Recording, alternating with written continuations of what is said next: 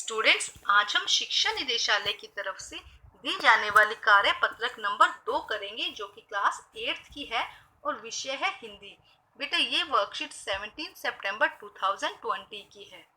तो आइए शुरू करते हैं आज की वर्कशीट शुरू करने से पहले बेटा प्लीज मेरे चैनल को सब्सक्राइब कर दीजिए। तो आइए देखते हैं आज की वर्कशीट लाख की चूड़ियां। बेटा, हम लाख की चूड़ियों का पार्ट 1 पिछली वर्कशीट में कर चुके हैं। अगर बच्चे आप लोगों ने नहीं की है तो आप मेरी वो वर्कशीट देख सकते हैं और वीडियो देख सकते हैं और वर्कशीट को समझ सकते हैं। तो आइए देखिए बच्चों, पिछले कार्य पत्रक संख्या 1 में हमने पढ़ा था कि बदलू गांव में लाख की चूड़ियां बनाने का काम करता है और वह लेखक को सुंदर सुंदर लाख की गोलियां बनाकर देता है। बदलू नीम के पेड़ के नीचे बैठकर अपना काम करता है। वह भट्टी में लाख पिघलाया करता है और लकड़ी की चौखट पर लाख के मुलायम होने पर सलाख के समान पतला करके चूड़ी का आकार देता है। बाद में उन पर रंग करता है। अब हम आगे देखते हैं कि आगे की क्या स्टोरी है बेटा। तो देखिए, बदलू यह कार्य सदा के लिए एक मच्छिए पर बैठकर करता है जो बहुत पुरानी है। मच्छिया क्या होता है बेटा? बैठने के उपयोग में आने वाली सूतली से बनी छोटी चकोर खाट। एक बैठने की खाट होती है जो किससे बनी है? सूतली से बनी है। बगल में उसका हुक्का रखा होता है जिसे वह बीच बीच में पीता रहता है। गांव में मेरा दोपहर का समय अधिकतर बदलू के साथ बीतता था। ये कौन बता रहा है बेटा? ये लेखक बता रहा है अपनी बात। वह मुझे लल्ला कहकर कहता है और मेरे घर पहुंचते ही मेरे लिए तुरंत मछलियां मंगा देता। मैं घंटों बैठकर इस प्रकार चूड़ियां बनाते देखता रहता। लगभग रोज वह 4-6 जोड़े चूड़ियां बनाता और पूरा जोड़ा बनाकर उसे बेलन पर चढ़ाकर कुछ क्षण चुपचाप देखता रहता, मानो वह बेलन ना होकर किसी नव वधु की कलाई हो। तो देखो, इससे क्या पता चला बेटा कि वो बहुत प्यार करता था अपने काम से। और जब वो चूड़ा बनाता था, ये 6-4 चूड़े रोज बनाता था, तो बना के उसे बेलन में लगा देता था और फिर चुपचाप उसे देखता रहता था कि जैसे वो बेलन ना होकर नर जो नव वधु होती है, नई दुल्हन होती है, उसकी कलाई हो। बदलू मणिहार था। मणिहार का मतलब होता है चूड़ी बेचने वाला। चूड़ियां बनाना उसका पैतृक पेशा था। पैतृक मतलब पूर्वजों का। उसके पिता भी यही काम करते थे, पुश्तैनी काम था। वास्तव में बहुत सुंदर चूड़ियां बनाता था। उसकी बनाई गई चूड़ियों की खपत भी बहुत ही, मतलब कि जो वो चूड़ियां बनाता था उससे उसकी कमाई भी अच्छी हो जाती थी। उस गांव के सभी स्त्रियां उसकी बनाई हुई चूड़ियां पहनती थी और आसपास के गांवों के लोग भी उससे चूड़ियां ले जाते थे। परंतु वह कभी कभी चूड़ियों के पैसे से न बेचता था। उसका कभी कभी वस्तु विनिमय का तरीका था। तो मतलब क्या कहता है? परंतु वह कभी भी चूड़ियों को पैसे से बेचता न था। उसका अभी तक वस्तु विनिमय का तरीका था। वस्तु विनिमय क्या होता है? देखो, रुपए पैसे न खरीद कर वस्तु के बदले दूसरी वस्तु लेना, मतलब ऐसा वस्तु विनिमय होता है कि हम वस्तु देकर, एक वस्तु देकर दूसरी वस्तु ले लें। तो वो क्या करता था? कभी पैसे नहीं लेता था, वो वस्तु विनिमय करता था। लोग अनाज के बदले उसे चूड़ियां दे जाते थे, तो वो क्या लेता था? वो लोगों को चूड़ियां देता था और लोग उसे अनाज दे देते थे। बदलू स्वभाव से बहुत सीधा था। मैंने कभी भी उसे किसी से झगड़ते नहीं देखा। लेखक कह रहा है कि उसने उसको कभी किसी से झगड़ते हुए नहीं देखा। हाँ, शादी विवाह के अवसरों पर वह अवश्य जिद पकड़ लेता था। जीवन भर चाहे उसे कोई मुफ्त चूड़ियां ले जाए, परंतु विवाह के इस अवसर पर वह सारी कसर निकाल देता था।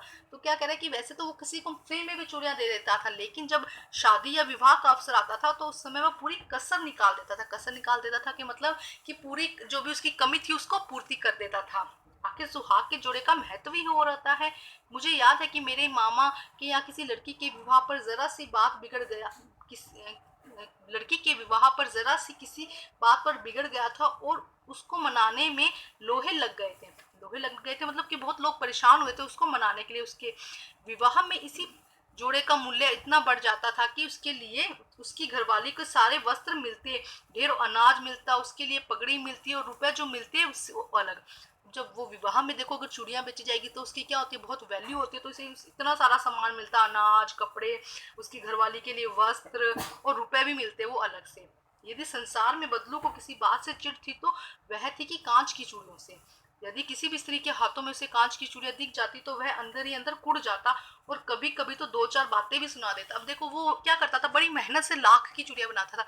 अगर कोई स्त्री, अगर कोई औरत उसे किस में दिख जाती थी? हाथ में उसने कांच की चूड़ियां पहनी, तो उसे बड़ा बुरा लगता था कि भाई मैं इतनी मेहनत से बनाता हूँ, तुम लाख की चूड़ियां ही क्यों नहीं पहनती। तो आइए करते हैं बेटा इसके क्वेश्चन आंसर। देखिए, कसर मतलब घाटा पूरा करना। ठीक है, अब हम इसके क्वेश्चन आंसर करते हैं। बाकी हमने वर्ड मीनिंग जो थे सब समझ लिए। यहाँ पे रह गया था, इसको मैंने अभी समझा दिया है। तो देखिए प्रश्न नंबर 1, सोच कर लेके कि आपने अपने मित्रों या भाई बहन से किसी प्रकार का वस्तु विनिमय करते हो।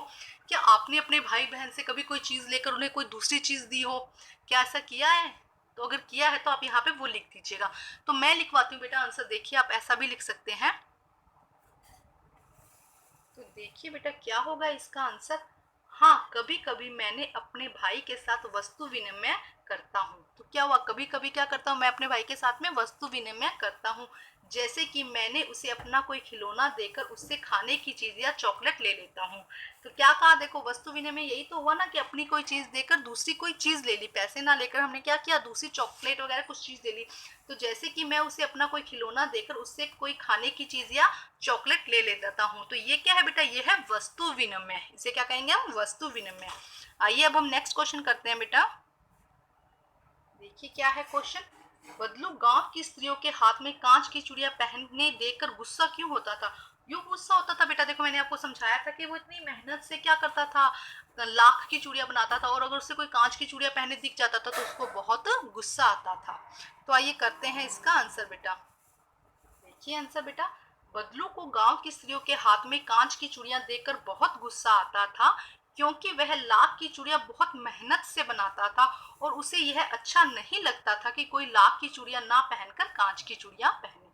तो उसको ये अच्छा नहीं लगता था कि कोई भी क्या कर रहा है, लाख की चूड़ियां ना पहनकर कांच की चूड़ियां पहन बना रहा है या पहन रहा है।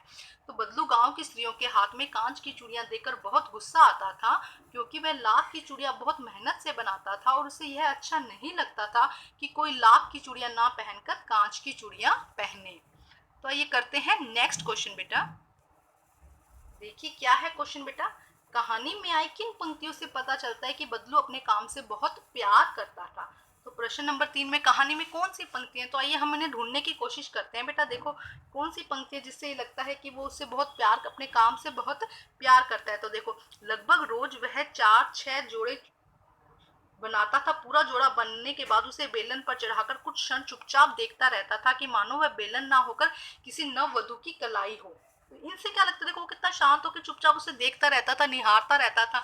तो इनसे क्या पता चल रहा है कि वो अपने काम से बहुत प्यार करता था। तो आइए देखते हैं इसका आंसर कैसे लिखना है बेटा। आप ये लाइंस भी अच्छे से यही लिख दीजिएगा, और वो बता जो मैं करवा रही हूँ आप वो भी लिख सकते हैं और यहाँ पे ये लाइंस भी लिख सकते हैं। तो आइए देखते हैं आंसर बेटा।